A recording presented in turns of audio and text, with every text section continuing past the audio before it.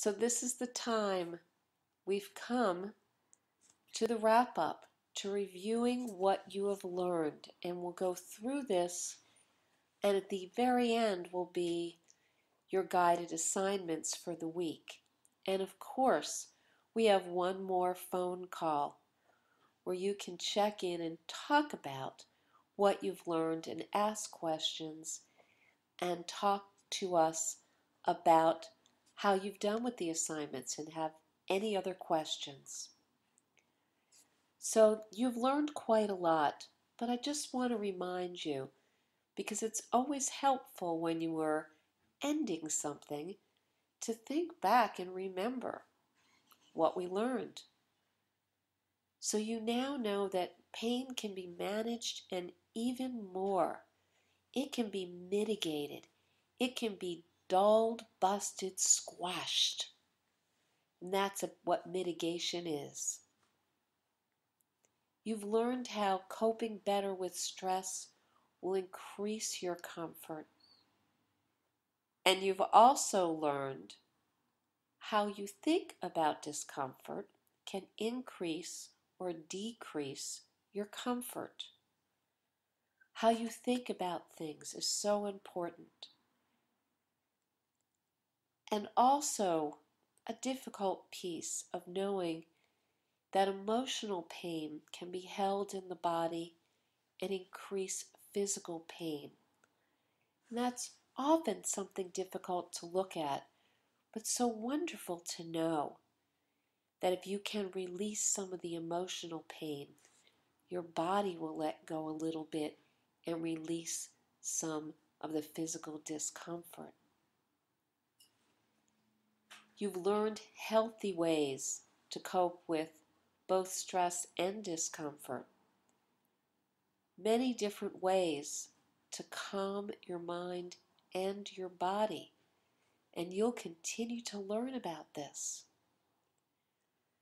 You've learned what happens when your body reacts, the fight, flight, freeze, and how it's helpful to respond and to help your body to not have to react to every single thing that it experiences. And you've learned about how the mind and the body connect, what mind-body interventions are, and how you can use them. You've also learned about physical interventions and medical interventions and movement interventions, and you can learn much more about that. You'll have the resources for that. And of course, the National MS Society is a really good resource for some of these other interventions. So, some of the tools for comfort that you have learned are relaxation and breathing techniques. You've learned a little bit about mindfulness meditation, and in the assignments you'll learn more. Imagery. You've had a number of different examples where you can use imagery, but imagery is limitless. You can use your imagination for so many things. So let your imagination bring you anywhere that feels more comfortable.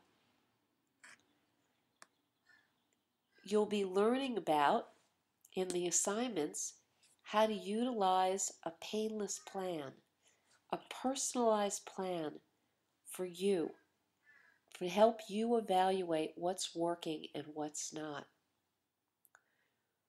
We've talked quite a bit about words that hurt and words that help, and how to replace those words, both in how you experience life and in how you describe your discomfort to yourself.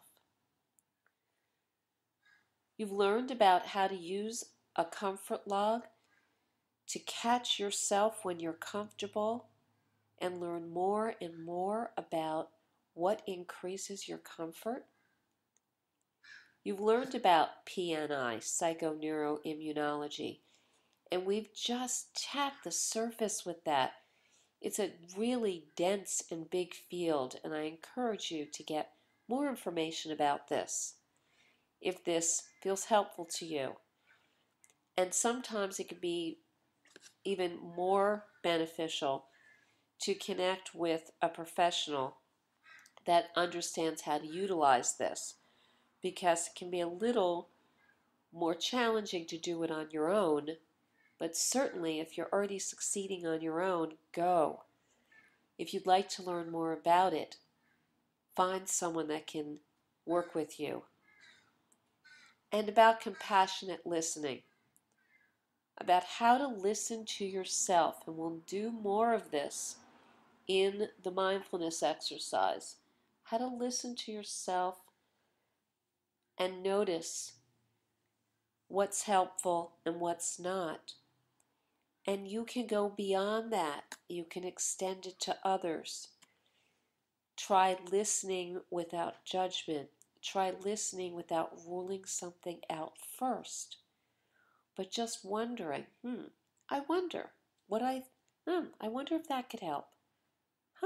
That's interesting. Trying to use words that aren't as charged. So what's next? Well, I'm going to encourage you to continue to experiment. This program ending is a beginning for you.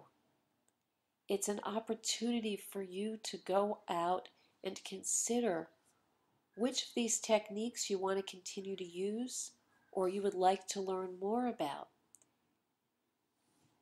You can listen to the education and the assignments again to see what's the most helpful for you, but also review the movement interventions, the physical interventions, the medical interventions, and see which one of those could be helpful for you, because they can be tremendously helpful.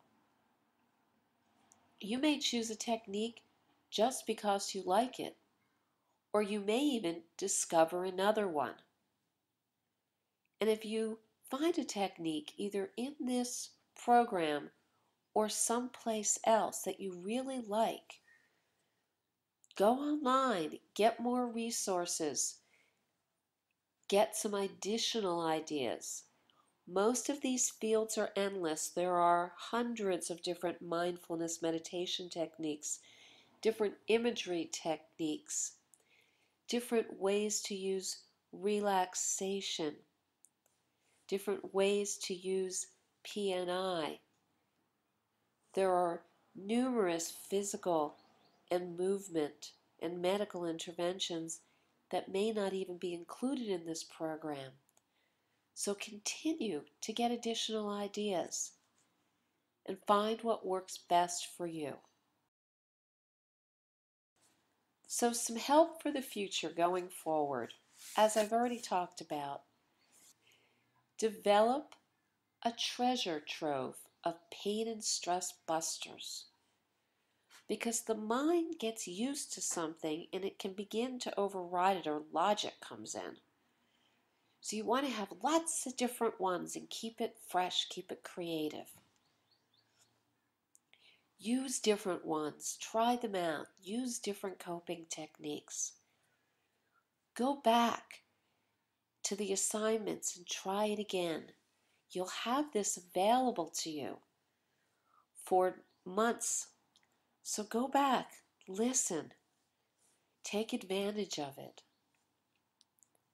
As I've talked about before, find qualified licensed professionals to get the help you need. You're struggling with emotional issues, find a good psychotherapist. Or if your doctor hasn't been that helpful with pain management, ask for a referral to a pain management specialist. Check into acupuncture or massage or biofeedback. Look at all the different things that might be available to you. Use your treatment plan to help you evaluate what's working. And don't isolate yourself. That's such a sad thing. I know that you may be living far away or it may be hard for you to get out, but use your email, use your telephone. Keep in contact with your buddy from this program or get involved in a support group. And now our wrap up. And we're going to do the wrap up before we go on to the assignments, because the last assignment, the mindful meditation, I'd like you to be able to just relax and let the program keep on going, the recording keep on going, not to have to think about it. So you've made it through these 4 weeks. You've committed to doing something to help yourself. And if you're finding that you weren't able to utilize these techniques as much as you would have liked, that maybe you fell behind in listening in, it's not too late. Get back to the beginning and review it or listen to it for the first time. This isn't a situation where it's over, it's still there for you. And an important piece of this is the research. So I'm going to ask you to please respond to the questions that the researchers will be sending you, and then you'll be contacted again in 2 to 3 months to see how you're doing. Your participation is so important because we're using this. This is the first time. This is the pilot program. We're using this to develop a program that we're hoping to be nationwide. And your feedback will help us make changes to make this program even better. The reason we're doing the research is because we want to know what works best, what's the most helpful. So your feedback is really important to us in knowing which techniques were the most helpful. This research may continue on for quite a while. That piece I don't have control over. I developed the program, but how long the research is going to go on, how many times we're going to repeat this before it's developed into an ongoing program, I don't know. I think it will depend on what the results are, and if we're finding out very quickly what works, then we'll probably end the research and just have it translated into a program. But if there's more and more questions that come up, we'll probably continue with the research until we discover what works the best. So when you see the full program offered, when you see this advertised through the MS Society or some other place, and it doesn't say study, it says internet program, you will know that you were part of the original research that made the program a great one. You will know that you helped build something that will be helpful to people who are experiencing stress and discomfort with their MS. You will have made a difference in your own life and the life of others, and I thank you for that.